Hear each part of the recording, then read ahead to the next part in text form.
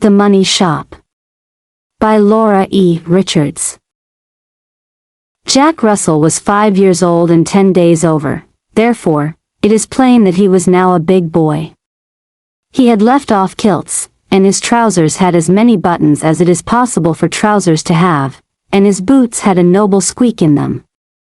What would you have more? This being the case, of course Jack could go downtown with his mama when she went shopping, a thing that little boys cannot do, as a rule. One day in Christmas week, when all the shops were full of pretty things, Jack and his mama found themselves in the gay street, with crowds of people hurrying to and fro, all carrying parcels of every imaginable shape.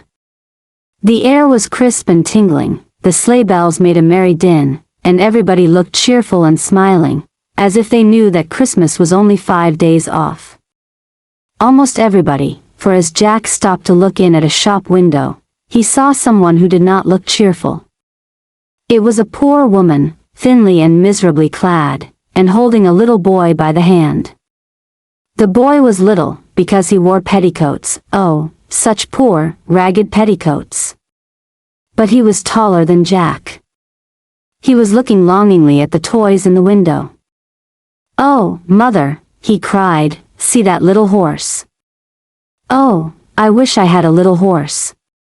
"My dear," said the poor woman, sighing, "if I can give you an apple to eat with your bread on Christmas Day, you must be thankful, for I can do no more. Poor people can't have pretty things like those." "Come, Jack," said Mrs. Russell, drawing him on hastily. "What are you stopping for, child?" "Mama," asked Jack, trudging along stoutly, but looking grave and perplexed, "why can't poor people have nice things?" "Why?" "Oh," said Mrs. Russell, who had not noticed the poor woman and her boy, "because they have no money to buy them.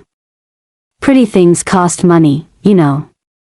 Jack thought this over a little in his own way, then, "But, Mama," he said, "why don't they buy some money at the money shop?" Mrs. Russell only laughed at this, and patted Jack's head and called him a little goose, and then they went into a large shop and bought a beautiful wax doll for Sissy. But Jack's mind was still at work, and while they were waiting for the flaxen-haired beauty to be wrapped in white tissue paper and put in a box, he pursued his inquiries.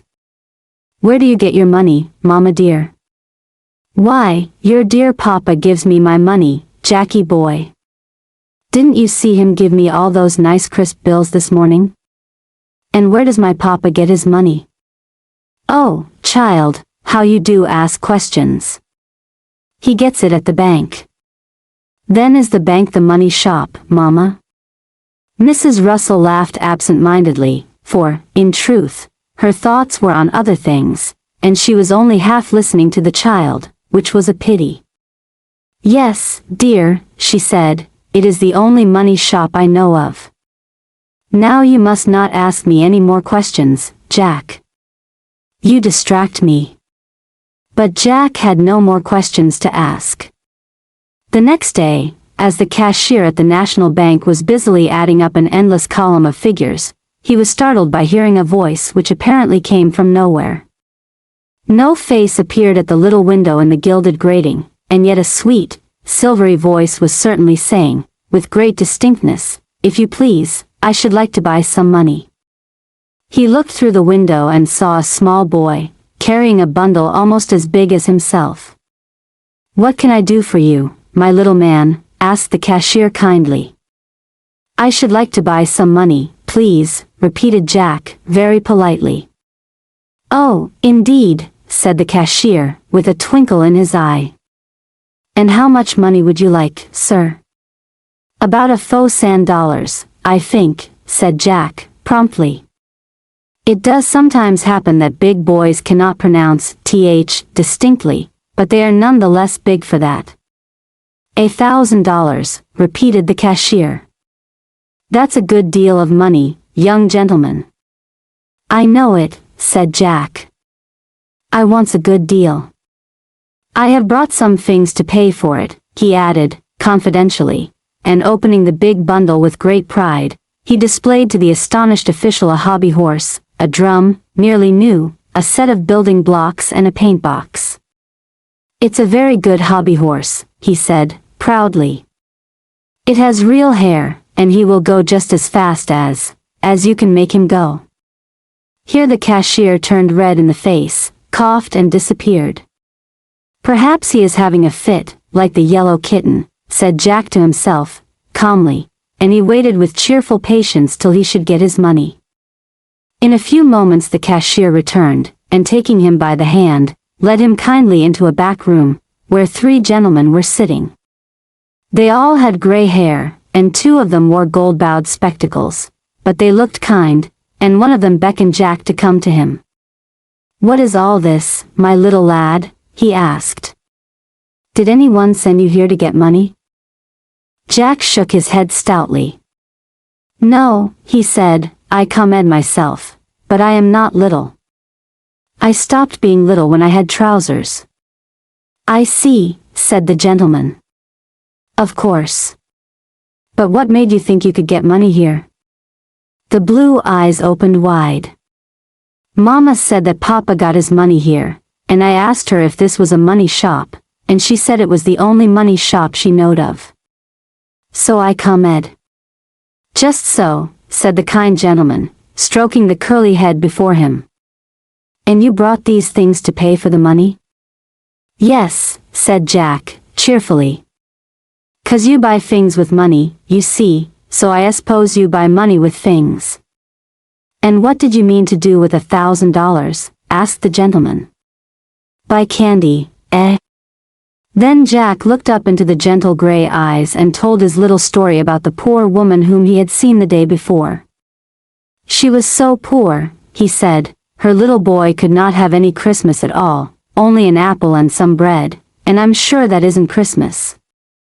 And she hadn't any money, not any at all.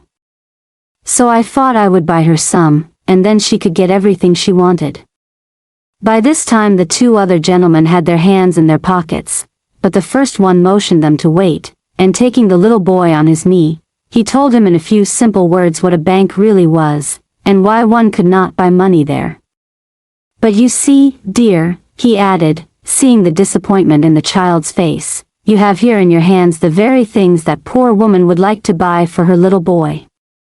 Give her the fine hobby horse and the drum and the paint box, too, if you like, and she can give him the finest Christmas that ever a poor boy had."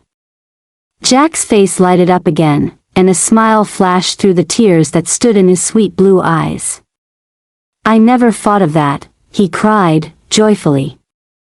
"And," continued the old gentleman, drawing a gold piece from his pocket and putting it in the little chubby hand, "you may give that to the poor woman to buy a turkey with." "And that," cried the second old gentleman, putting another gold piece on top of it, "to buy mince pies with." "And that," cried the third old gentleman, while a third gold piece clinked on the other 2, "to buy a plum pudding with." "And God bless you, my dear little boy," said the first gentleman, "and may you always keep your loving heart, and never want a piece of money to make Christmas for the poor." Little Jack looked from one to the other with radiant eyes. "You are very good shopkeepers," he said. "I love you all very much. I should like to kiss you all, please." And none of those 3 old gentlemen had ever had so sweet a kiss in his life.